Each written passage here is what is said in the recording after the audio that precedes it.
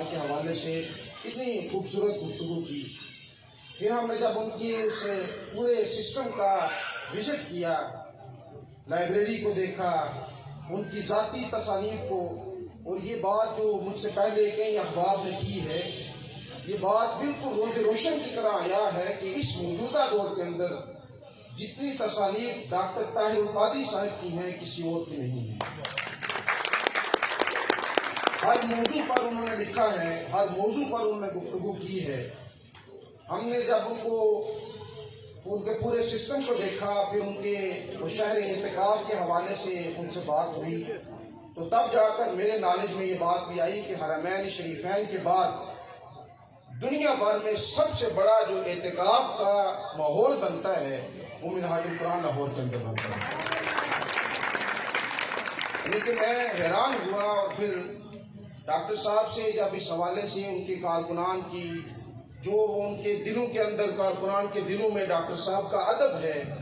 اور جس طریقے سے وہ کام کرتے ہیں، اور جس انداز میں الحمدللہ پڑھے لکھے لوگ وہاں پر موجود ہیں،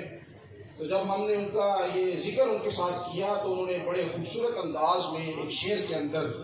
اپنی ساری کاوش کو اس طرح بیان فرمایا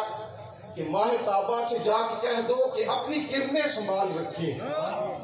میں اپنے صحرا کے ذرے ذرے کو خود چمکنا سکھا رہا ہوں۔ تو میں اپنے ان سارے کارکنان کو، ان سارے ارکان کو،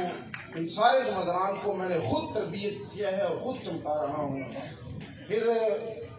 آج کے دور میں آپ دیکھتے ہیں کہ اگر کوئی اچھا کام کوئی بندہ کرتا ہے تو محترم پروفیسر رفیق صاحب نے بڑے اس حوالے سے بات کی ہے کہ اختلافات اور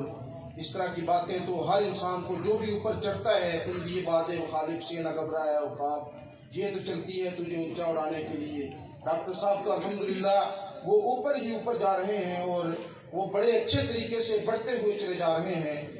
کسی نے ڈاکٹر صاحب کے بارے میں بڑے خوبصورت انداز میں کہا ہوگا کہ میرے ہاتھ میں قلم ہے، میرے ذہن میں اجالا، مجھے کیا ڈرا سکے گا یہ ظلمتوں کا پالا، مجھے فکر امن عالم، مجھے فکر امن عالم، تجھے اپنی ذات کا غم، میں طلوع ہو رہا ہوں تو غروب ہونے والا۔ جو ان کے ساتھ اختلاف رکھتا ہے، علمی طور پر آئے اختلاف کرے، یہ دین اسلام کا حسن ہے۔ آپ کسی کی ذاتیات پر، علم کی وجہ سے کسی کی ذاتیات پر آپ تیر نہیں برسا سکتے۔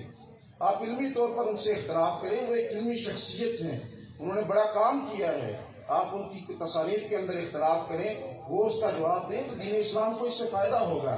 لیکن بلا وجہ ان کی ذات پر اختلافات رکھنا اور پھر طعن و تشنیع اور پھر قادری سے کوئی اور لفظ بنا لینا جس کا ہم ذکر یہاں پر نہیں کرنا چاہتے، تو یہ بہت بڑی زیادتی ہے۔ میری دعا ہے کہ اللہ تعالیٰ شیخ الاسلام ڈاکٹر طاہر القادری صاحب کی اس مشن کو دل دگنی رات چگنی ترقی عطا فرمائے، اور جتنی بھی مذہبی دینی جماعتیں ملک پاکستان کے اندر اسلامی انقلاب کا راستہ دیکھ رہی ہیں، اللہ تعالیٰ ان کو کامیابیاں عطا فرمائے، اور اس ملک پاکستان کو شریعت کے عین مطابق اسلامی نظام کا نفاذ اس ملک پاکستان کے اندر فرمائے۔ وآخر دعوانا ان الحمدللہ رب العالمین۔